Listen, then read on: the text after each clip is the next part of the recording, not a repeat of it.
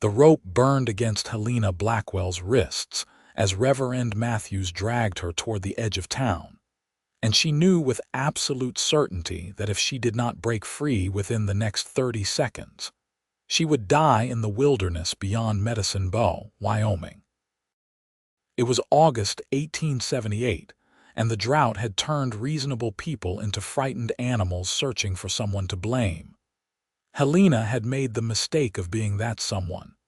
"You brought the devil's work into this town," the Reverend spat, his face purple with righteous fury. "Those herbs of yours, those potions. You saved Martha Henderson's baby with witchcraft when God had already decided that child should perish." Helena stumbled, her worn boots catching on the dry earth. "I used yarrow and willow bark, the same remedies my grandmother taught me. The same remedies that have saved dozens of lives in this town over the past 3 years." "Blasphemy," Mrs. Henderson herself said from the crowd that had gathered. Her baby, now healthy and cooing in her arms, seemed oblivious to the fact his mother was condemning his Savior. "The Reverend explained it to me. You interfered with God's will. My baby's fever was a test of faith, and you corrupted it with your unnatural ways." Helena wanted to scream. She had spent 2 days and nights at Martha Henderson's bedside, brewing teas and applying cool compresses, monitoring the infant's breathing while Martha slept. The baby had been hours from death when Helena arrived. Now, because the child lived, she was being punished for it. The logic twisted her stomach into knots.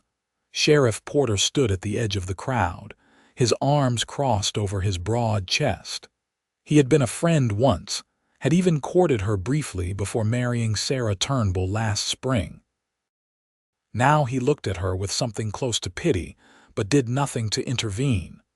The Reverend had the town in his grip, and no one dared oppose him. "You will take nothing with you," Reverend Matthews said, untying her wrists only to shove her forward hard enough that she fell to her knees. "No food, no water, no supplies. Let God judge whether you deserve to survive in the wilderness. If you return to Medicine Bow, you will hang. The whole town is witness to this decree." Helena pushed herself up, her palms scraped and bleeding. She turned to face the crowd, searching for one sympathetic face, one person willing to speak on her behalf. Her eyes found Mrs. Chen, the Chinese laundress who had taught her about ginger root for nausea. Mrs. Chen looked away. Then she saw young Timothy Walsh, whose infected leg she had saved from amputation just 6 months ago. He stared at his feet. "You are all cowards," Helena said, her voice steady despite the terror coursing through her veins.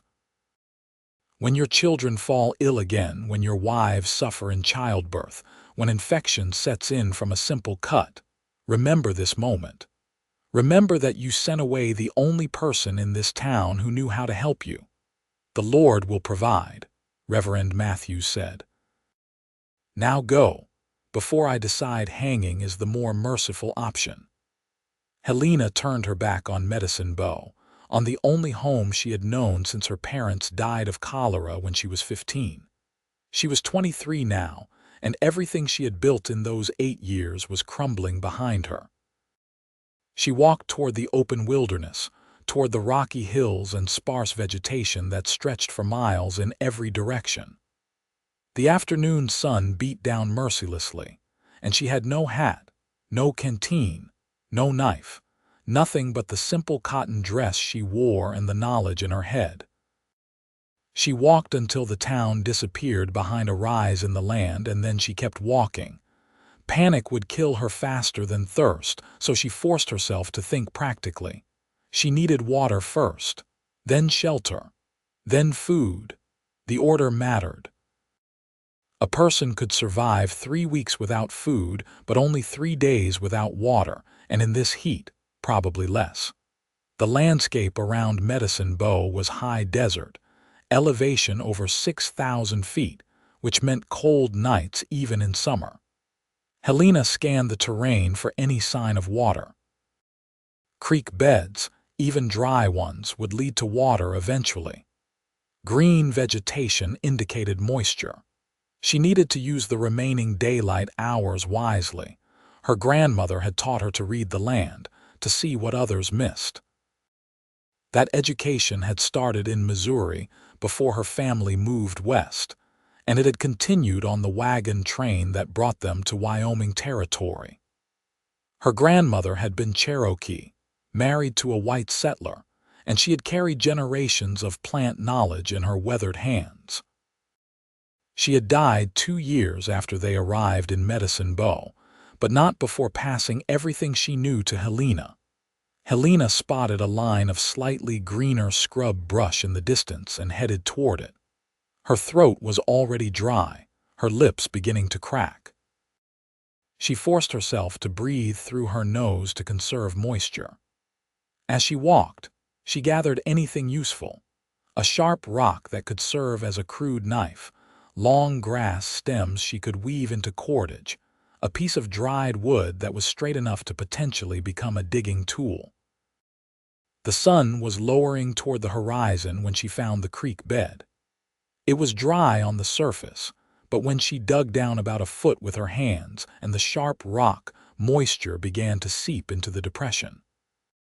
She waited, patient despite her desperation, until enough water collected that she could cup it in her palms and drink.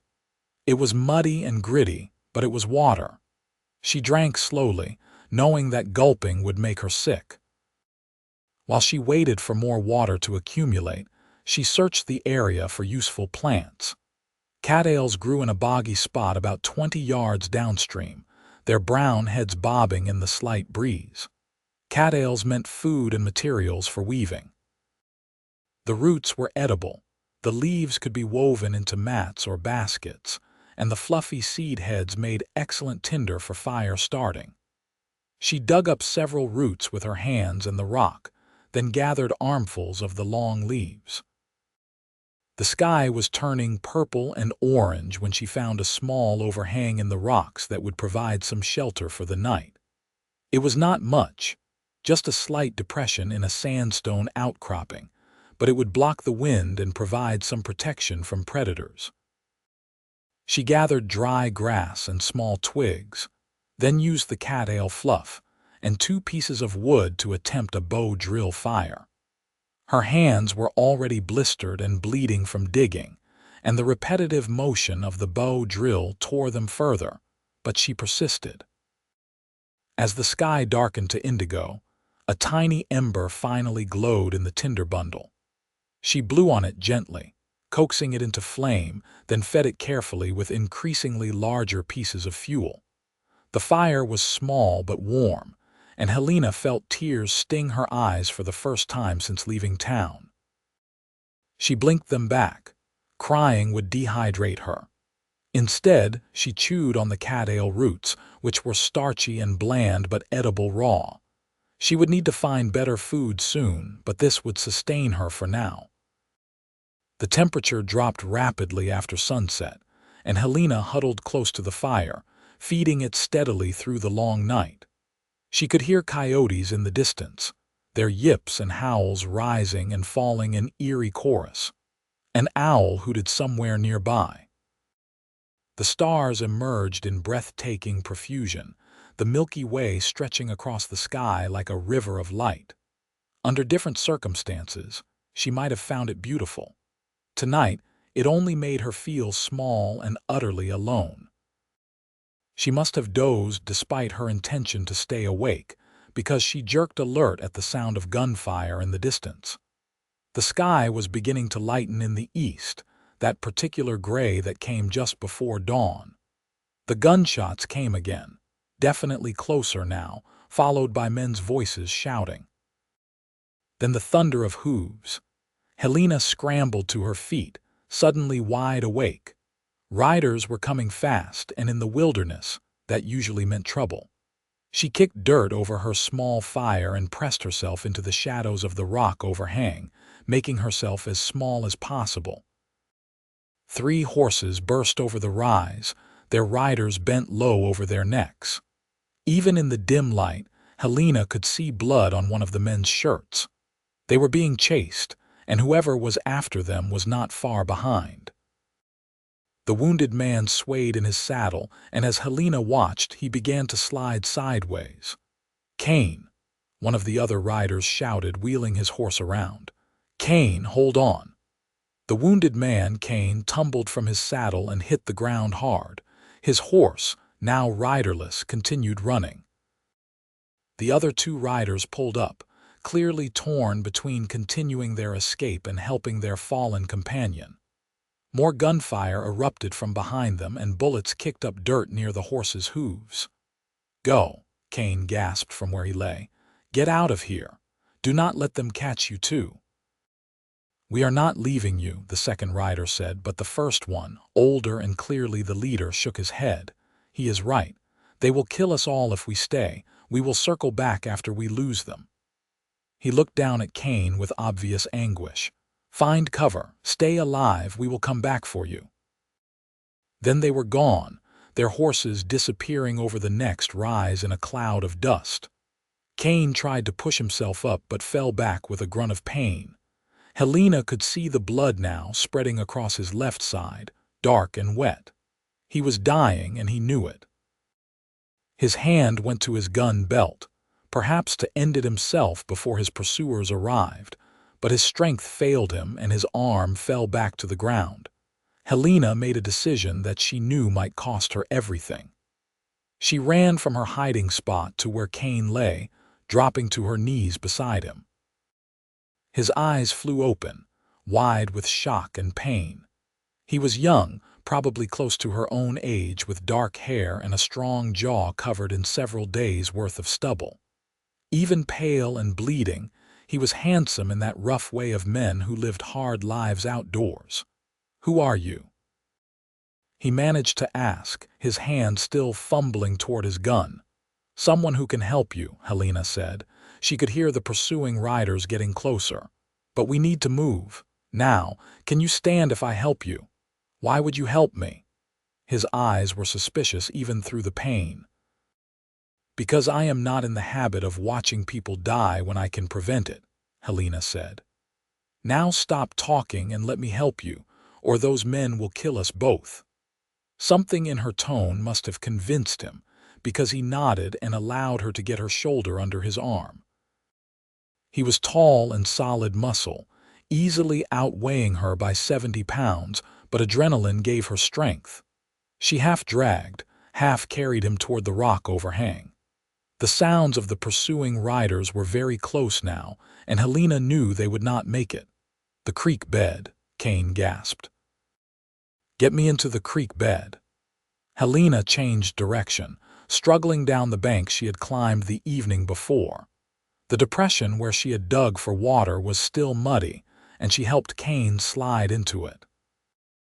She grabbed armfuls of the cat-ale leaves she had cut and piled them over him, working with frantic speed.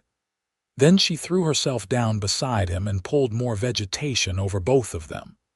They lay absolutely still, barely breathing, as the riders thundered past. Helena could hear them clearly, their voices carrying in the still morning air. "Where did he go? He has to be around here somewhere. He could not have gotten far with that wound. Spread out, search every rock and bush. The boss wants him dead." The riders moved past, their horses' hooves loud on the hard ground. Helena waited, counting her heartbeats. Kane's breathing was labored beside her, and she could feel him shaking. She carefully moved her hand to find his, squeezing gently to tell him to stay quiet. His fingers gripped hers with surprising strength. They stayed hidden for what felt like hours but was probably only 30 minutes. Finally, the sounds of the searchers faded into the distance. Helena waited a bit longer, then cautiously pushed aside the cat-ale leaves and raised her head. The sun was fully up now, painting the landscape in shades of gold and amber. She could see the riders in the distance, at least a mile away, still searching. "We need to move," she whispered. "They will come back this way." Kane nodded, his face gray with pain and blood loss. Helena helped him sit up, then peeled back his shirt to examine the wound. The bullet had entered just below his ribs on the left side and exited out the back. That was good news. It meant she would not have to dig for the bullet, but he was still losing blood, and infection was a serious threat. "I need to stop this bleeding," she said. "Do you trust me? Do I have a choice?" Kane's attempt at a grin was more of a grimace. Helena looked around desperately. She had no supplies, no tools, nothing but what the land provided. Then she remembered the yarrow she had noticed growing near the cattails. Yarrow was a powerful styptic, used for centuries to stop bleeding. Its common name was soldier's woundwort for exactly this reason. She ran to where she had seen the plant, its distinctive white flower clusters and feathery leaves easy to identify. She harvested several stalks, then returned to Kane. She chewed the leaves into a poultice, trying not to think about the taste, then pressed the green mass against both the entrance and exit wounds. "This is going to hurt," she warned him. Then she tore strips from the bottom of her dress and bound the poultices in place, wrapping the makeshift bandages as tightly as she dared. Kane's jaw was clenched so hard she could see the muscles jumping, but he did not cry out. When she finished, he leaned back against the creek bank, his breathing ragged. "Who are you?" he asked again. "And why are you out here alone with no supplies?" "My name is Helena. Helena Blackwell. I was banished from Medicine Bow yesterday for the crime of saving a baby's life with herbs."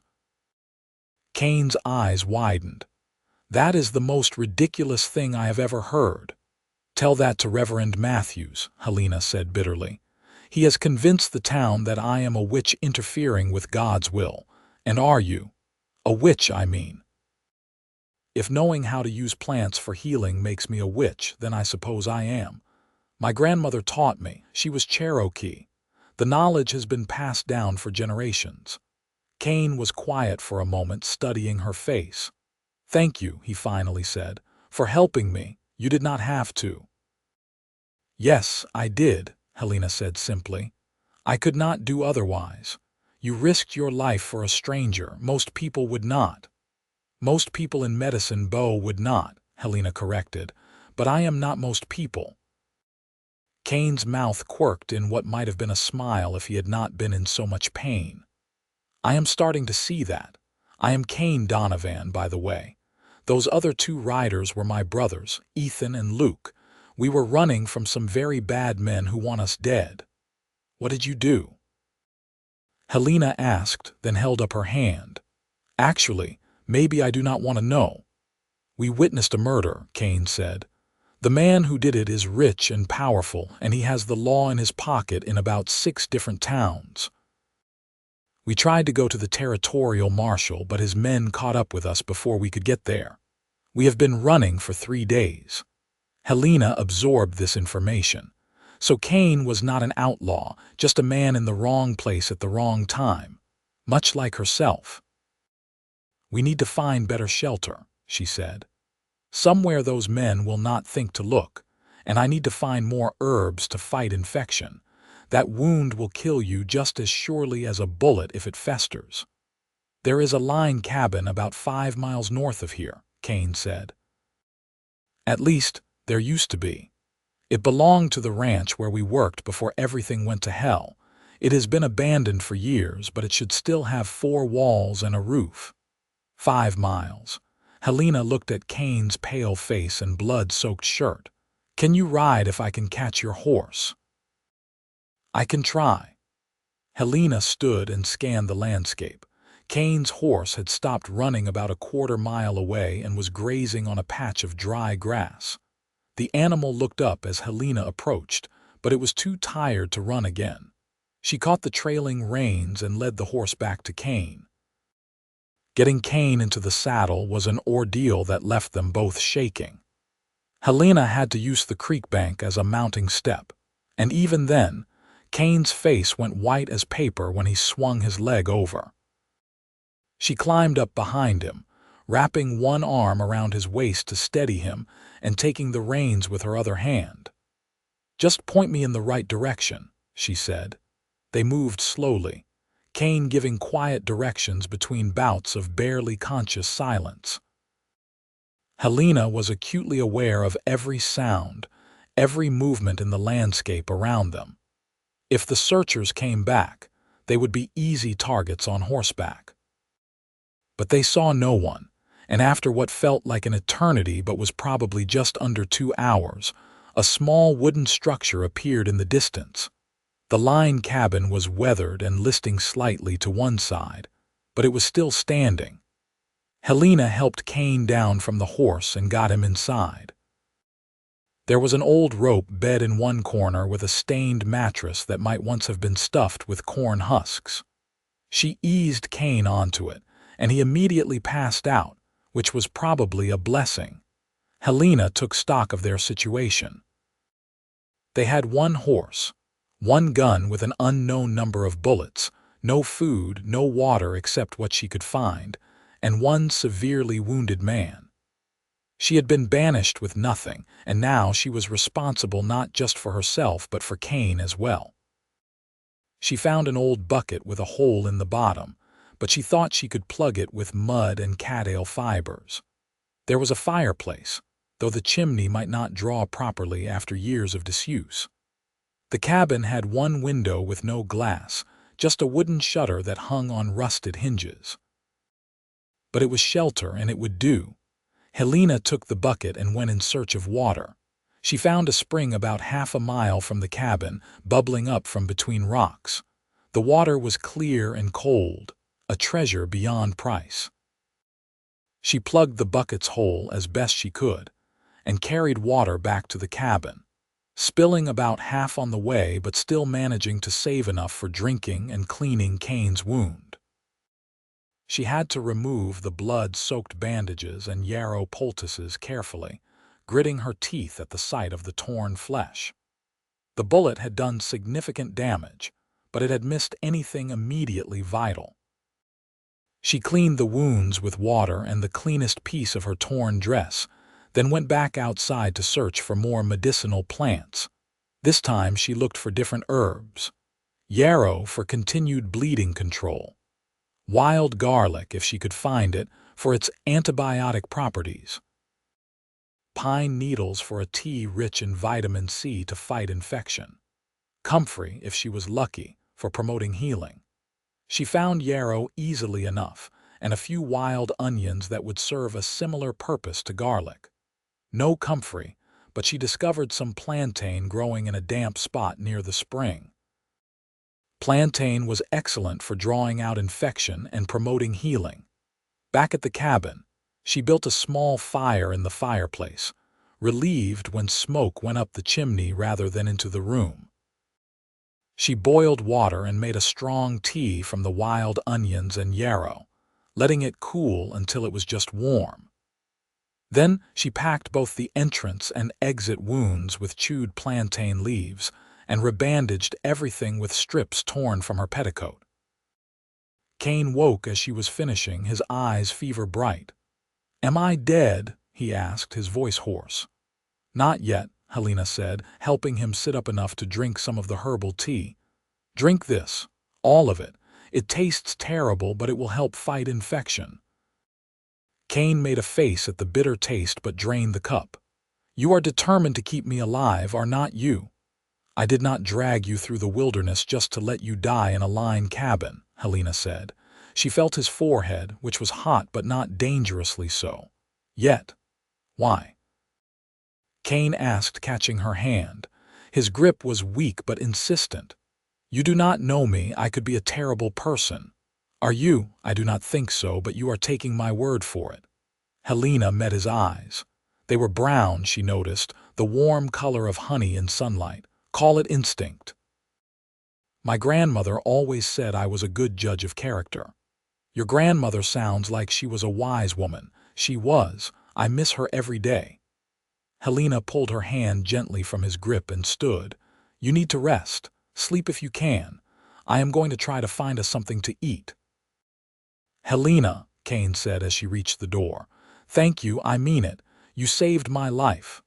"I know," Helena said. "Now rest." She spent the afternoon foraging and trying to figure out how to improve their situation. The horse needed care, so she unsaddled it and found a spot near the spring where there was enough grass for grazing. She explored the area around the cabin and discovered an old root cellar that was mostly caved in but still contained a few treasures. A rusted tin cup, some moldy sacks that she could wash and repurpose, and most precious of all, a small cast iron pot with no holes. With the pot, she could make proper broth and boil food. She gathered more cattail roots and found some wild asparagus growing near the water. Not a feast, but it would do. She also spotted rabbit droppings, which meant game in the area. If she could figure out how to make a snare, they could have meat. By the time she returned to the cabin, Kane was sleeping fitfully, mumbling words she could not quite catch.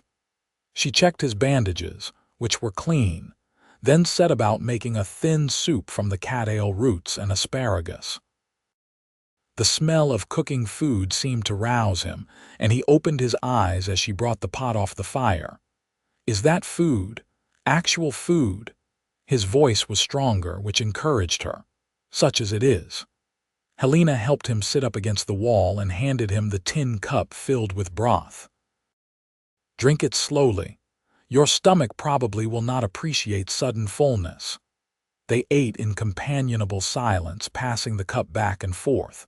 It was not much, and it was not particularly good, but it was warm and nourishing. When they finished, Kane looked at her seriously.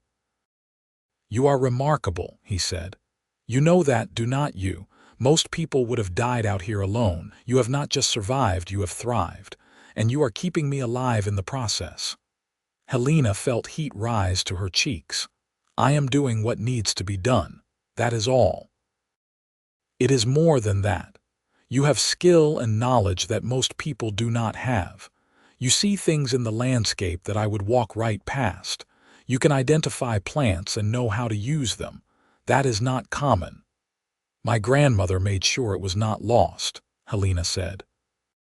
She said the old knowledge was precious, that too many people had forgotten how to listen to the land. She was right. Kane shifted position and winced. "How bad is it? The wound, I mean. Give it to me straight." Helena considered lying, then decided he deserved the truth. "It is bad. The bullet went through clean, which is good. But you lost a lot of blood, and infection is still a serious risk. You need rest, clean water, and proper food to heal. You have me, a ruined line cabin, and what I can gather from the wilderness. Your brothers will come back, yes. If they survived, yes, they will come back, but I do not know when. They had to lose those men first, and that could take days, maybe a week." "Then we make do for a week," Helena said with more confidence than she felt. "I will keep you alive that long." "And who keeps you alive?" Kane asked softly. "You were banished with nothing. You have your own survival to worry about." "Apparently we keep each other alive," Helena said. "I need shelter and protection. You need healing. It seems like a fair trade." Kane smiled, a real smile this time, and Helena felt something flutter in her chest. She pushed the feeling aside. This was not the time for such thoughts. They were two people in a desperate situation, nothing more. But over the next 3 days, as Helena tended Kane's wound and foraged for their survival, that flutter grew into something harder to ignore. Kane was easy to talk to when he was not feverish. He told her about growing up on a ranch in Colorado, about his parents who had died when he was 16, about taking care of his younger brothers and the responsibility that had shaped him. He asked her questions about her herbs and actually listened to the answers, fascinated by the knowledge she shared. "You could teach people this," he said on the 4th day. His fever had finally broken, and he was sitting up on his own, though still weak. "Start a school or write a book. This is valuable knowledge. Who would learn from a woman branded as a witch? Helena said bitterly. Medicine Bow made it clear what they think of my knowledge. Medicine Bow is one small-minded town. There is a whole territory out here, Helena, a whole country. Plenty of people would value what you know. She wanted to believe him, but the wound from her banishment was still too fresh. Instead, she changed the subject. Tell me more about this murder you witnessed. Who was killed? Kane's expression darkened. A young woman named Sarah Mullins. She worked at the saloon in Rawlins, but she was not what people thought. She was saving money to go east and become a teacher. She was smart and kind, and she deserved better than what happened to her. What did happen? She rejected the advances of Carlton Fairfax. He is the son of the richest man in Rawlins, maybe in all of Wyoming territory. He's used to getting what he wants. When Sarah said no, he got angry. We were in the alley behind the saloon finishing up some work for the night when we heard her scream. By the time we got there, Fairfax had his hands around her throat. We tried to pull him off, but he had gone crazy with rage. When we finally got him away from her, she was already dead. Helena felt sick. And he has men trying to kill you because you witnessed it. His father has men trying to kill us. Carlton Fairfax is probably sitting in his mansion right now, drinking brandy and not facing any consequences. His father will make sure of that. The only way Carlton faces justice is if we live long enough to testify to the territorial marshal. But right now, our chances of that are not good. They are better than they were 4 days ago, Helena pointed out. You are still alive. Thanks to you. Kane reached out and took her hand, and this time she did not pull away. I do not know how to repay that debt. You do not owe me anything, Helena said, but she did not let go of his hand either. I told you I could not do otherwise. Maybe not, but that does not mean I am not grateful. His thumb traced small circles on her palm, and Helena felt that flutter again, stronger this time. You are an incredible woman, Helena Blackwell. She looked up and found him watching her with an intensity that made her breath catch. For a moment, they just looked at each other, and Helena felt the world narrow to just the two of them in that shabby cabin. Then Kane leaned forward, moving slowly enough that she could pull away if she wanted to. She did not want to. The kiss was gentle, questioning, and Helena felt something inside her unlock. She kissed him back, her free hand coming up to touch his bearded cheek. When they finally pulled apart, they were both breathing hard. I have wanted to do that since I opened my eyes and saw you standing over me, Kane admitted. Thought I might be hallucinating an angel. I am no angel, Helena said, but she was smiling. Just a stubborn woman who refuses to let people die. My favorite kind of woman. Kane pulled her closer, wincing only slightly at the movement. Is this all right? I do not want to presume. It is all right, Helena said. More than all right. For the first time since her banishment, she felt something other than fear and anger. She felt hope. They spent the rest of the day talking and stealing kisses between conversations. Kane was still too weak for more than that, but Helena found she did not mind. There was something sweet about this slow building of connection, this discovery of each other through words and gentle touches. On the 5th day, Kane insisted on getting up and moving around, despite Helena's protests. I am not an invalid, he said, though he had to lean on her heavily as they walked around the cabin. I need to rebuild my strength. You need to not tear open your wound, Helena countered, but she supported him as he took careful steps. His arm around her shoulders felt solid and right, and she caught herself leaning into him more than strictly necessary. That afternoon, she checked his snares and found she had caught a rabbit. It was the first meat they would have had since Kane was wounded, and she prepared it carefully, using wild herbs to season it and roasting it over the fire. The smell made her mouth water. That smells like heaven, Kane said from the bed. He was looking better every day, color returning to his face, strength returning to his movements. The wound was healing cleanly, no signs of the deadly infection Helena had feared. They ate the rabbit slowly, savoring every bite. Afterward, Kane pulled Helena down to sit beside him on the bed. "I have been thinking," he said. "That sounds dangerous," Helena teased. "I am serious. When my brothers come back, when we finally get to the marshal and testify, I want you to come with us. Do not go back to Medicine Bow. Come to Denver with me." Helena's heart skipped. "Denver? Or wherever you want to go. The point is, do not stay out here alone. Do not try to go back to a town that does not deserve you. Come with me. Let me take care of you for once." "I do not need taking care of," Helena said automatically. "I know that. You are probably the most capable person I have ever met, but that does not mean you have to do everything alone." Kane turned her face to his. "I am falling in love with you, Helena. I know it is fast, and I know we barely know each other, but it is true. You saved my life and my heart, and I do not want to let you go."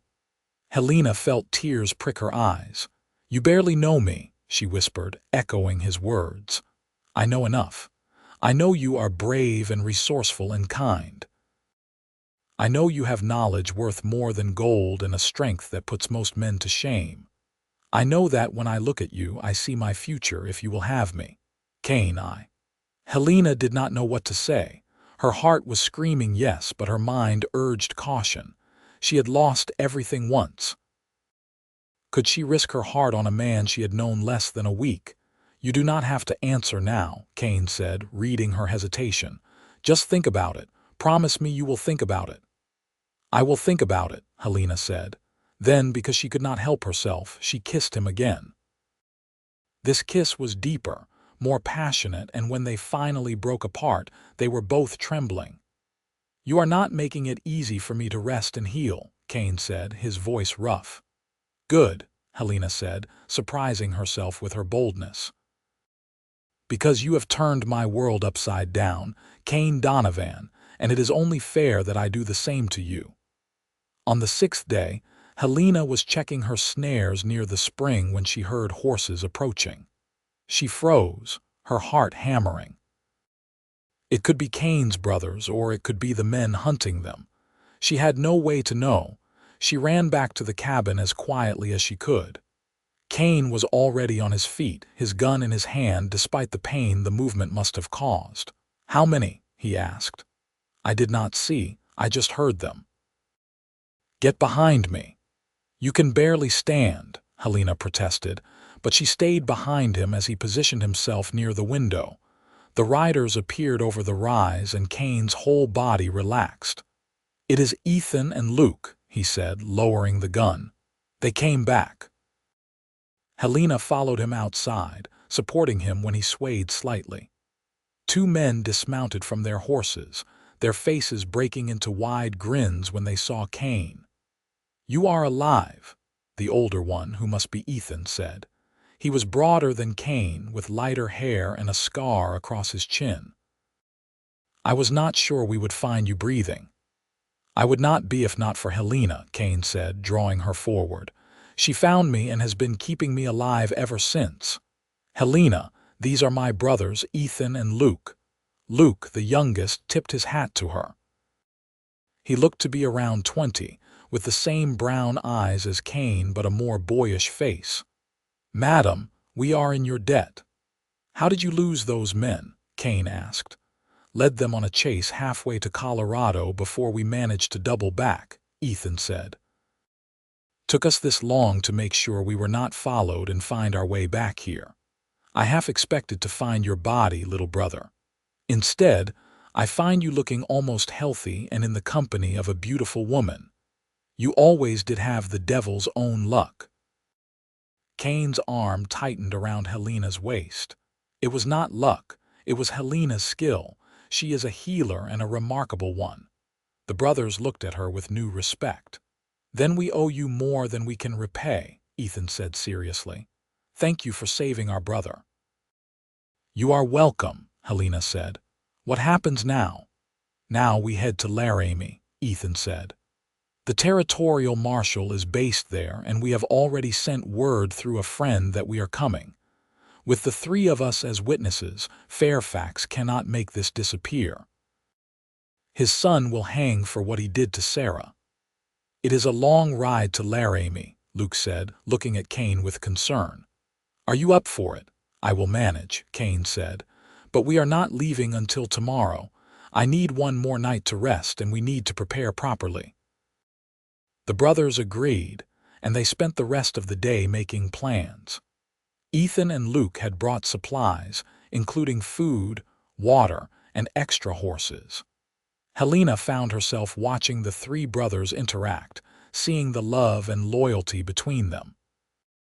They teased each other mercilessly, but jumped to help whenever needed. It was clear they had been through difficult times together and had come out stronger for it. That night, after Ethan and Luke had bedded down outside by the fire, Kane pulled Helena aside. "Come with us tomorrow," he said quietly. "Please. I meant what I said before. I love you, and I do not want to leave you here." Helena had been thinking about little else for the past 2 days. Going with Kane meant leaving behind any hope of returning to Medicine Bow. Not that she wanted to return. It meant stepping into an unknown future with a man she barely knew. But it also meant not being alone anymore. It meant having someone who looked at her the way Kane did, like she was precious and valuable and worth protecting.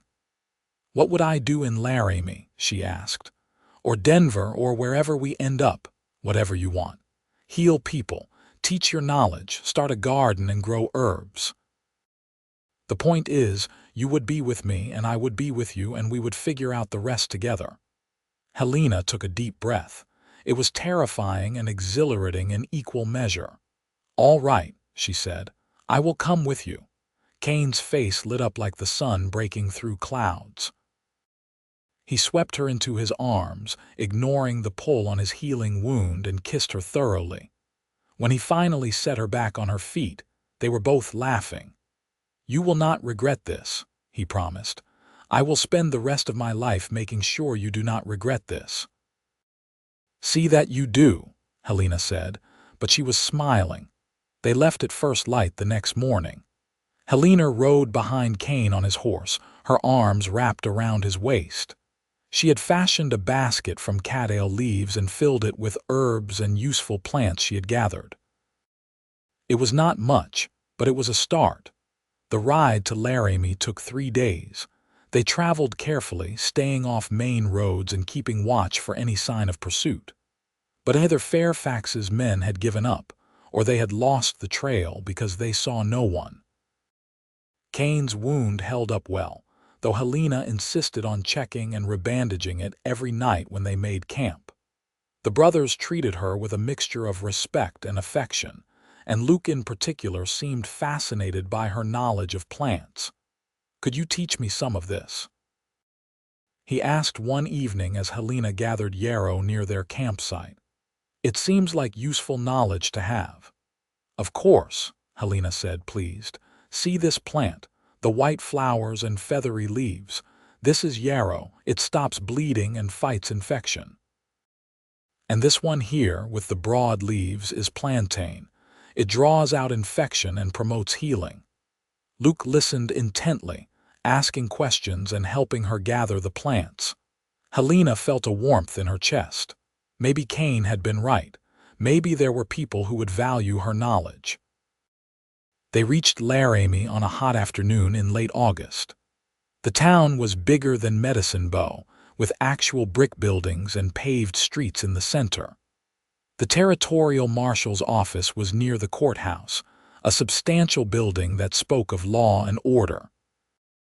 Marshal Thomas Garrett was a tall man with iron-gray hair and sharp blue eyes that seemed to see everything. He listened to the brothers' story without interruption, his expression growing grimmer as they described what they had witnessed. "Carlton Fairfax," he said when they finished. "I've heard that name before, and never in a good context. His father has a lot of influence, but murder is murder. With 3 witnesses willing to testify, I can make this stick. But you understand you are putting your lives in danger. Fairfax will not stop trying to kill you just because you made it here. We understand, Ethan said. But Sarah Mullins deserves justice. We cannot let her death mean nothing. Noble sentiment. I just hope it does not get you killed. The marshal's eyes moved to Helena. And who might you be, Miss? Helena Blackwell, sir. I am not a witness to the murder. I have just been helping Kane recover from his wound. She is more than that, Kane said firmly. She is with me. The marshal's eyebrows rose slightly, but he did not comment. Well, Miss Blackwell, you should know that being associated with these men puts you in danger as well. Fairfax's men will not discriminate. I understand, Helena said, but I am not leaving. The marshal nodded, a hint of respect in his eyes. Very well. I will arrange for your testimony to be taken formally and start the process of bringing charges. In the meantime, I suggest you all find a place to stay that is secure. The hotel might not be safe. Fairfax has eyes everywhere.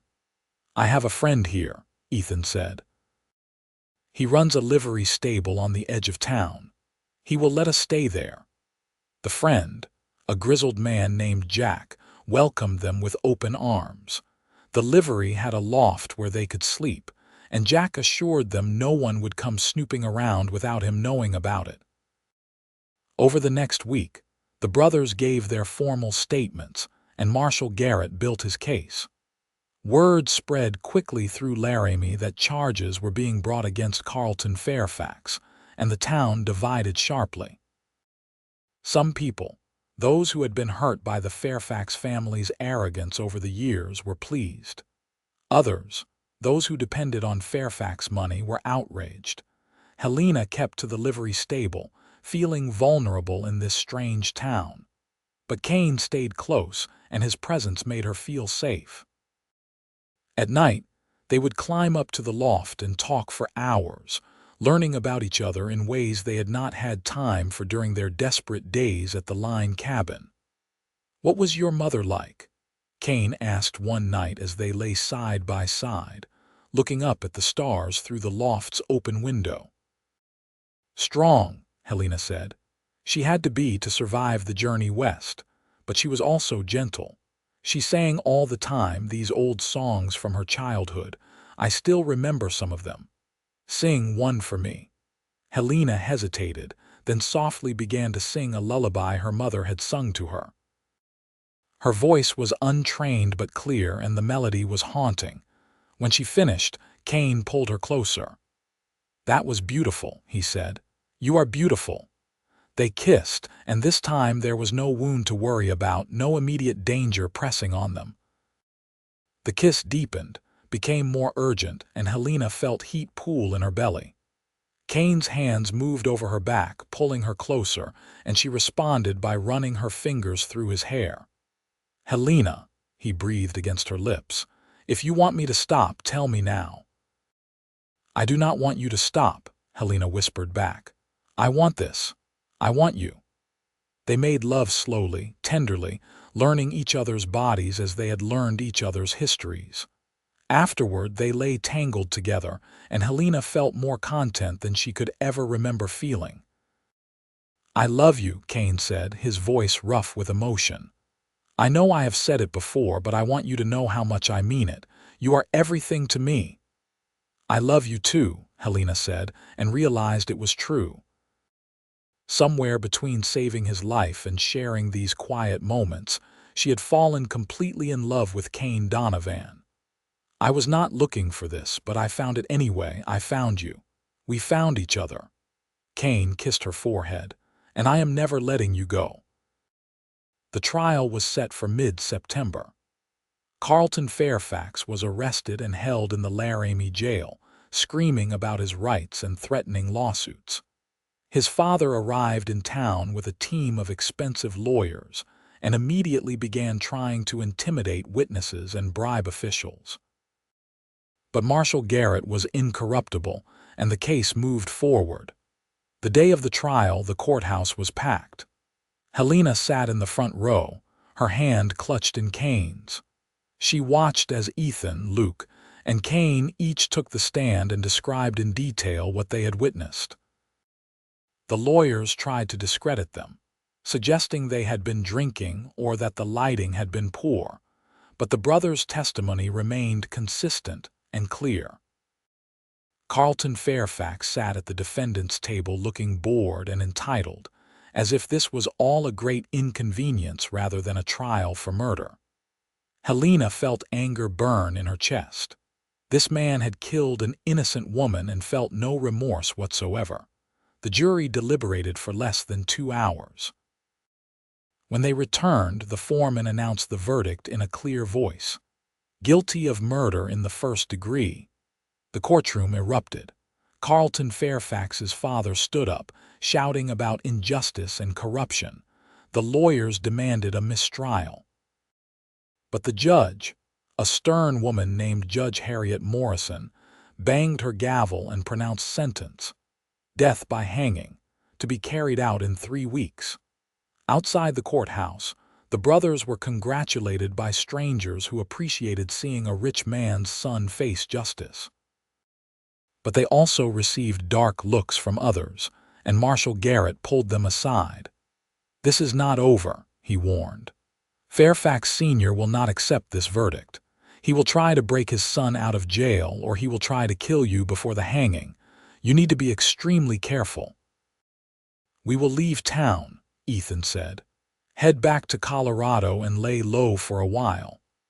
"That might be wise," the marshal agreed, but before they could make their plans, events overtook them. That very night, a group of men attacked the livery stable where they were staying.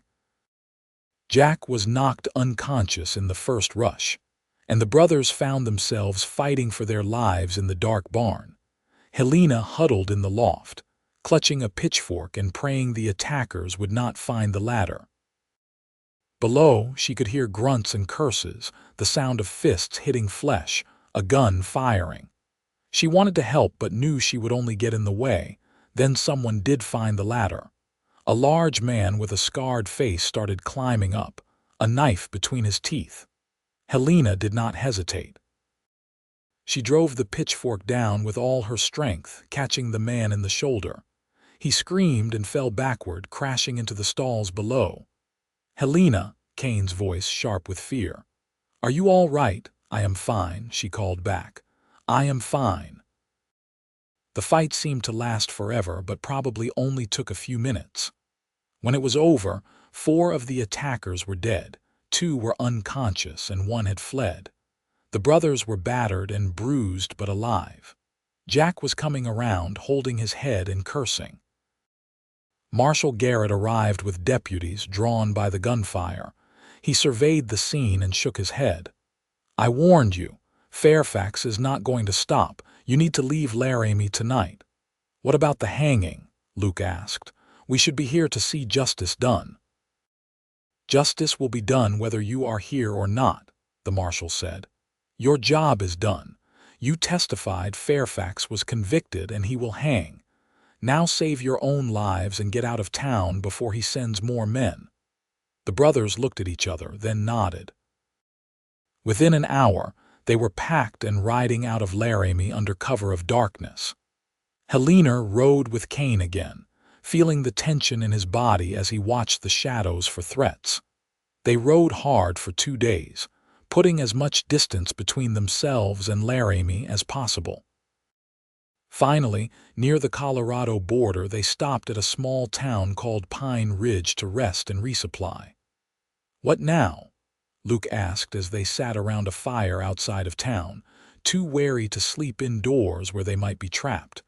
"We cannot keep running forever." "We do not have to," Ethan said. "Once Fairfax hangs, his father will lose interest. He is not going to waste resources avenging a dead murderer forever. We just need to stay out of sight until then." "I have family in Denver," Kane said. "An uncle who owns a ranch outside the city. We could go there, lay low for a few months. By spring, this will all be over." The brothers agreed, and they set out for Denver the next morning. The journey took 5 days, and with each mile, Helena felt herself relaxing slightly. They were leaving the immediate danger behind, heading towards something that felt almost like safety. Kane's uncle, William Donovan, was a hardy man in his 60s with the same brown eyes as his nephews. He welcomed them to his ranch without question, accepting Helena as Kane's intended without batting an eye.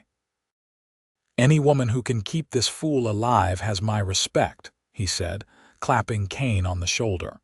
"You boys can stay as long as you need. There is plenty of work if you want to earn your keep." The ranch was beautiful, nestled in the foothills of the mountains with views that stretched for miles. There were cattle and horses, fields for crops, and a substantial house with room for everyone. Helena felt something settle in her chest. This could be home if they let it. Over the next few weeks, they fell into a routine. The brothers worked on the ranch, mending fences and tending cattle. Helena started a garden and began drying herbs for the winter. William's housekeeper, a kind woman named Mrs. Chen, became her friend and taught her about Chinese herbs that complemented her Cherokee knowledge. Word reached them in late October that Carlton Fairfax had been hanged in Laramie and that his father had left Wyoming territory, bitter and defeated. The danger was finally over. "It is finished," Kane said when he heard the news. He found Helena in her garden, carefully harvesting the last of the season's chamomile. "We are free." Helena stood and brushed the dirt from her hands. "So what happens now?" Kane took both her hands in his. "Now I ask you properly. Helena Blackwell, will you marry me? Will you let me spend the rest of my life loving you and being grateful that fate brought us together?" Helena felt tears sting her eyes, but they were happy tears this time. "Yes," she said. "Yes, I will marry you." They were wed in early November in a simple ceremony at the ranch. Ethan and Luke stood up as witnesses, and Mrs. Chen made a beautiful cake. It was nothing like the grand weddings Helena had imagined as a girl, but it was perfect because it was real and it was theirs. That night, in the room they now shared as husband and wife, Kane held her close. "I meant what I said that first day," he murmured into her hair. "You saved my life and my heart. I will never forget that." "We saved each other," Helena corrected. "I was alone and banished and had nothing. You gave me a reason to keep going. You gave me hope. Then we are even." Kane tilted her face up to kiss her. "And now we have the rest of our lives to keep saving each other." The winter passed peacefully. Helena spent her time creating a comprehensive medicinal garden, planning what she would plant in the spring. She also began writing down everything her grandmother had taught her, creating a detailed record of plant knowledge and healing techniques. Kane had been right. This knowledge was too valuable to risk losing. In the spring, a doctor from Denver came to the ranch to treat one of the ranch hands who had broken his leg. Helena watched him work, noting his techniques, and afterward she showed him her garden and her written records. "This is extraordinary, Doctor," Samuel Harrison said, flipping through her pages. "Where did you learn all this?" "My grandmother. She was Cherokee. The knowledge has been passed down for generations." Dr. Harrison looked at her with respect. "Would you be willing to share this knowledge? I am part of a medical society in Denver. We are always looking for new treatments and techniques. This herbal knowledge could help a lot of people." Helena looked at Kane, who was standing nearby. He nodded encouragingly. "I would be willing," she said, "but I will not pretend to be something I am not. I am not a formally trained doctor. I am a healer who learned from my grandmother." "That is exactly what makes this valuable," Dr. Harrison said. "You have knowledge that formal medicine does not. Together, we could help far more people than either of us could alone." Over the next year, Helena began working with Dr. Harrison and the medical society. She taught classes on herbal medicine, published articles in medical journals, and consulted on difficult cases. Her knowledge, once scorned by Medicine Bow, was now respected and valued by doctors throughout the territory. Kane supported her completely, helping her collect specimens for her classes and accompanying her on trips to Denver. Their partnership was as strong in work as it was in love, and Helena felt grateful every day for the twist of fate that had brought them together. In the spring of 1880, Helena gave birth to their first child, a healthy baby boy they named Thomas, after the marshal who had helped them. The birth was easy, and Helena recovered quickly, surrounded by love and support. 2 years later, their daughter Catherine was born, named after Helena's mother. Catherine had her father's brown eyes and her mother's determination, and from the moment she could walk, she followed Helena around the garden, learning the names and uses of plants. By 1885, Kane and Helena had built a life that neither could have imagined in those desperate days in the wilderness. They had 4 children now, Thomas, Catherine, and twin boys named Samuel and James. The ranch prospered under the combined efforts of Kane and his brothers, who had both married and built houses on the property. Helena's work with the medical society had expanded to include training nurses and midwives in herbal techniques. She had published 2 books on medicinal plants, both of which were used in medical schools across the country. The knowledge her grandmother had preserved was now helping people she would never meet, in places she would never go. One evening in late summer, Helena and Kane sat on the porch of their house, watching the sun set over the mountains. Their children were playing in the yard, their laughter carrying on the warm breeze. Thomas was 10 now, already showing signs of his father's strength and his mother's healing touch. Catherine was 8, more interested in ranching than plants but fiercely protective of her younger brothers. The twins were 5, identical in looks but opposite in temperament. "Do you ever think about Medicine Bow?" Kane asked, his arm around Helena's shoulders. "Sometimes," Helena admitted. "I wonder if they ever realized what they threw away. But mostly I am grateful. If they had not banished me, I never would have found you. I never would have had this life." "So you have no regrets? None, do you? I mean, you got shot and nearly died. That is a high price to pay for meeting someone," Kane laughed. "Worth every moment of pain. You saved my life and my heart, remember? Best trade I ever made." Helena leaned into him, feeling content and loved. The scars from her banishment had faded, replaced by the warmth of family and purpose. She had found her place in the world, not in the town that rejected her, but in the life she had built from nothing. "I love you," she said simply. "I love you too," Kane replied. "Always and forever." As the sun dipped below the horizon and the stars began to emerge, Helena felt the rightness of everything. Her journey had been hard, marked by loss and fear and desperate struggle. But it had led her here, to this man and this life and this future, and she would not change a single moment of it.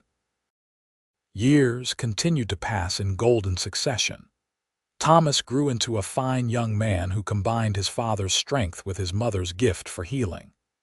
At 18, he announced his intention to go to medical school, wanting to blend Helena's herbal knowledge with formal medical training. Helena and Kane supported his dream completely, proud of the man their son had become.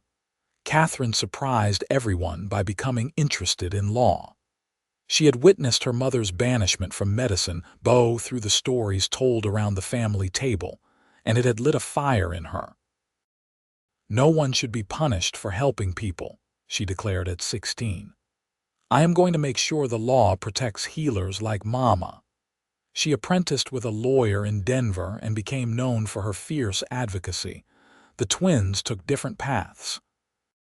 Samuel stayed on the ranch, developing innovative techniques for water conservation that helped the land prosper even in dry years. James became a botanist, traveling the country to document medicinal plants and ensuring Helena's work, continued to expand. In 1892, Helena received an invitation that stunned her. The territorial governor wanted to honor her contributions to medicine with a formal award. The ceremony would be held in Cheyenne, and she would be the first woman to receive such recognition. "I cannot believe this," she said to Kane as they prepared for the trip. 14 years ago, I was banished as a witch. Now the governor wants to give me an award." "The world is changing," Kane said, "and you helped change it. You should be proud." The ceremony was grand, held in the territorial capitol building. Helena wore her finest dress, though she felt out of place among the politicians and society ladies. But when the governor presented her with the award and spoke about how her work had saved countless lives, she felt a surge of vindication. The knowledge her grandmother had preserved was finally being recognized as valuable. After the ceremony, a newspaper reporter approached her. "Mrs. Donovan, can I ask you a few questions for an article?" Helena agreed, and the reporter pulled out a notebook. "What would you say to those who still believe herbal medicine is superstition or witchcraft?" Helena smiled. "I would say that knowledge is knowledge, regardless of where it comes from. My grandmother's people had been using these plants for healing for thousands of years before Europeans arrived. That is not superstition. That is accumulated wisdom. Modern medicine is beginning to understand what traditional healers have always known, that nature provides powerful remedies if we learn to use them correctly." The article appeared in newspapers across the territory and was later picked up by national publications. Letters poured in from people asking for advice, from doctors wanting to learn her techniques, from women who had been told their knowledge was worthless and now saw hope. Helena answered as many letters as she could, always emphasizing that she was not unique, that many women carried this knowledge, that it deserved respect and preservation.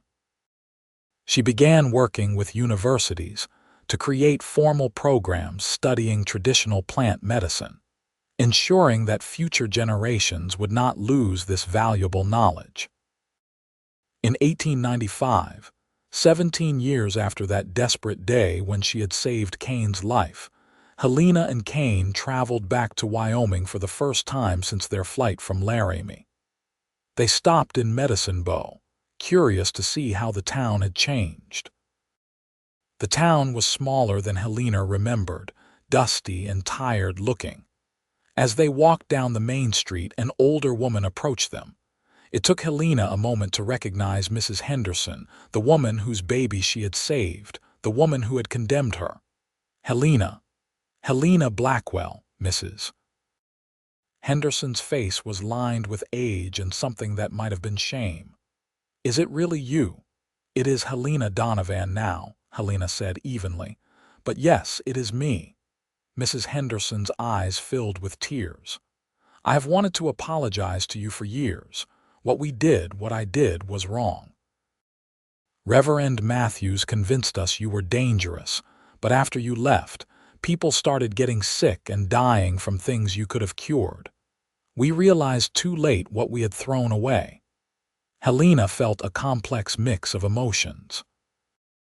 Anger at the injustice, sadness for the lives lost, but also a strange kind of peace. "What happened was wrong," she agreed, "but it led me to the life I have now, so in a way I am grateful." "You are more generous than we deserve," Mrs. Henderson said. "Your baby lived, by the way." "The one you saved. He is 17 now, healthy and strong. I tell him about you sometimes, about the woman who saved his life and got punished for it. He wants to be a doctor because of you." Helena felt tears prick her eyes. "Tell him to write to me," she said. "If he wants to learn about herbal medicine, I will teach him." They left Medicine Bow later that day, and Helena felt a chapter finally close. She had faced the town that rejected her and found she no longer needed their approval or their apology. She had built something better than what they had taken from her. The years rolled on, each one bringing new joys and occasional sorrows. Kane's uncle William passed away in 1898, leaving the ranch to his nephews. Helena's books were now standard texts in several medical schools. Their children gave them grandchildren, and the house filled with the sound of young voices once again. On a warm evening in the summer of 1905, Helena and Kane celebrated their 27th wedding anniversary. They sat on the porch, holding hands and watching their grandchildren play in the yard. Thomas had 3 children now and Catherine had 2. The twins were both married, Samuel with 4 children and James with 1. 27 years, Kane said wonderingly. It feels like yesterday and a lifetime ago at the same time. I know what you mean, Helena said. She was 50 now, her dark hair threaded with silver, her hands marked with decades of work. Kane was also 50, still strong but moving a bit slower, his face lined but handsome. Do you remember that line cabin where I treated your wound, every detail? The fear, the pain, and then seeing you and thinking maybe God had sent me an angel after all. Not an angel, just a stubborn woman who refused to let you die. The best kind of woman. Kane raised her hand to his lips and kissed it gently. You saved my life that day, Helena, but you did more than that. You gave me a reason to live. You gave me love and family and purpose. You gave me everything that matters. Helena felt her throat tighten with emotion. You gave me the same. I was lost and alone, and you showed me I could build a new life, a better life. They sat in comfortable silence as the sun set, painting the sky in shades of orange and gold. Their grandchildren's laughter floated on the evening air, and Helena felt a profound sense of gratitude for every step of the journey that had brought her here. You know what the best part is, Kane said after a while. What? We are not done yet. We still have years ahead of us, years to love each other and watch our family grow and maybe even see great-grandchildren. The story is not over. No, Helena agreed, squeezing his hand. It is not over, it is just getting to the good part, and she was right. They had many more years together, years filled with the quiet joys of a life well lived. Helena continued her work until she was too old to travel, but even then, students came to her, eager to learn from the woman who had bridged traditional and modern medicine. Kane stayed by her side through everything, her partner and her love, the man who had believed in her when no one else did. When Helena finally passed away at the age of 73 in 1928, she was surrounded by children, grandchildren, and great-grandchildren. She had lived to see women get the vote, see automobiles replace horses, see the world transform in ways she could never have imagined. But through it all, the love she and Kane had built remained constant. Kane followed her less than a year later, his heart broken by her loss. They were buried side by side on the ranch they had built together, under a sky as wide and blue as the one they had first looked up at in that line cabin 50 years before. Their children ensured that Helena's legacy lived on. Her books remained in print, her techniques were taught in universities, and the garden she had started continued to flourish, tended by generations of her descendants.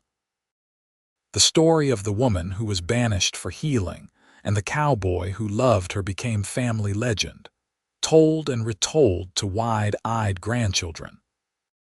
And in the telling, the story always ended the same way, with love triumphant, with justice found, with 2 people who had saved each other against all odds and built a life that mattered.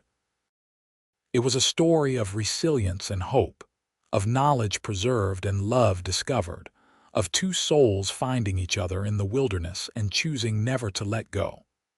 The ranch still stands today, run by Helena and Kane's descendants, and in the garden, the medicinal plants still grow. Visitors come from around the world to see where Helena Donovan worked, to learn about the woman who refused to let ignorance and fear destroy valuable knowledge, who transformed her banishment into a blessing. And sometimes, on warm summer evenings when the light is just right, ranch hands swear they can see two figures on the porch of the old house, sitting close together, holding hands and watching the sunset. It is just a trick of the light, they say, but those who know the story like to think it is Helena and Kane, still together, still watching over the legacy they built, still loving each other as they promised they would, always and forever. Their love story became a testament to the power of knowledge, the strength of the human spirit, and the transformative nature of love. From desperate beginnings in the Wyoming wilderness, they had built something that lasted beyond their lifetimes, something that continued to touch lives and change the world. And it all started because one woman refused to let a wounded cowboy die, and one cowboy refused to let the woman who saved him face the world alone. The end of their story was really just a beginning, the start of a legacy that would continue for generations. And that, perhaps, is the most romantic thing of all. A love so strong it creates ripples that spread outward forever, touching lives and changing destinies long after the lovers themselves have passed from this world into legend.